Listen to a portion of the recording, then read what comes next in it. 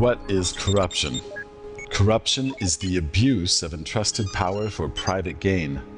It hurts everyone whose life, livelihood, or happiness depends on the integrity of people in a position of authority.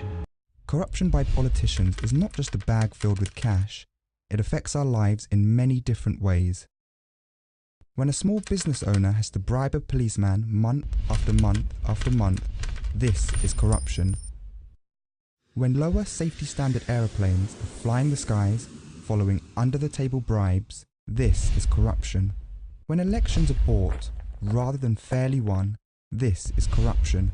When the NNPC loses $20 billion, which could have been used to buy 10,000 kilometers of road or 1,666 world-class standard hospitals, or the payment of salaries of 160,000 teachers for the next 100 years. This is corruption. Sometimes its devastating impact is more visible.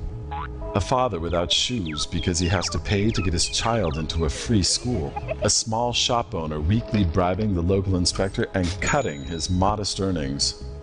Other times, corruption's impact is less visible. The corporations securing a contract through big-hearted kickbacks to corrupt government officials. The lower safety standards buildings, passed thanks to under-the-counter bribes, collapsing in an earthquake.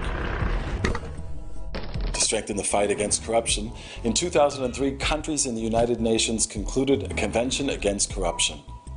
The UNCAC is the first global anti-corruption treaty and takes a comprehensive approach to tackling corruption worldwide.